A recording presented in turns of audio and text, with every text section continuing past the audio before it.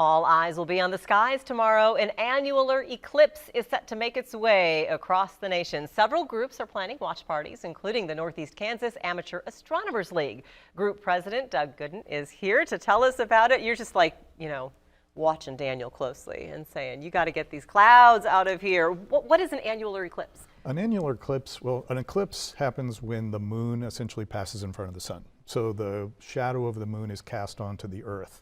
And if you could actually see it from space, that's exactly what it looked like. You'd see this big circular shadow working its way across the earth. An annular eclipse happens when the moon is at its furthest distance away from the earth. So it's not quite big enough to cover the entire photosphere of the sun. That's the part of the sun that you see if you look at it, which you shouldn't. And so what it looks like, sometimes they're called ring of fire eclipses, because what you'll see is just this little ring of light of the photosphere. So this is not going to make everything go completely dark, like no, this will not be completely dark. And in fact, we are not actually in the path of annularity. So we won't be in the place where it passes directly in front of the sun. So for us, what it'll look like is a partial eclipse. So the sun will look like it'll be partially covered, it'll be kind of crescent shaped. But still kind of a good show. Great show. But don't look right at it. Do not what did you bring along? What are you going to have for folks who come out to your viewing party tomorrow? Well, for our viewing party tomorrow, we will have some telescopes set up. They will have the proper filters that will make it safe in order to actually see it, which could be a good show because you'll be able to see features on the sun as well. Like there's a lot of spots on the sun right now. It's a time of heavy solar activity. So there's a lot of sunspots, and you'd be able to see those through our telescopes. We'll also have some other viewing aids available. I brought a couple of these just to kind of show. See these you might be familiar with some of these.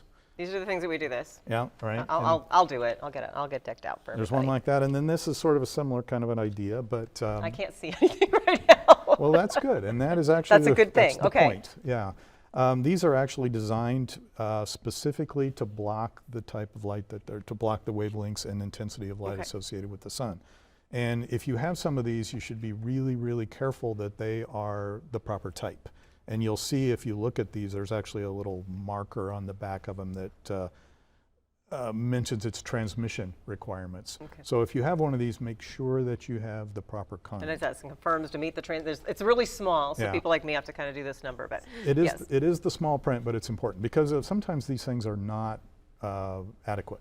So if I would have put it on and could have seen through it, that would have been a signal that that's probably not adequate. Right, that would have been a bad sign, yeah. This is kind of a warm-up party, if you will, because this isn't what's happening in spring that's going to really get people fired up. Well, the spring one will be the big one, in a way. It'll be a total eclipse. Again, it won't be a total eclipse for us, right? The annular eclipse tomorrow will be, I think, about 60 to 80% of coverage, depending on where you are in Kansas. The one in spring will also will be a total eclipse, though. The sun or the moon will pass directly over the sun. It'll completely block it out. I think the nearest place to us that you will be able to see totality will be probably somewhere in southern Missouri or in Arkansas. I think that's the path I've seen, yeah. So not like 5 years ago when we were in the path of totality in northeast Kansas. And we got rained out. And that is the caveat. So where are you inviting people to come tomorrow to watch for you, first of all? So we're going to set up some telescopes and some other things at the, I think it's called the Adventure Cove. Now it is, yes. The swim beach at Lake Shawnee, for those who are familiar with the older term. So it'll be the swim beach at Lake Shawnee. We'll have some of our club members out there. I think it starts at 10. We'll run till about 2.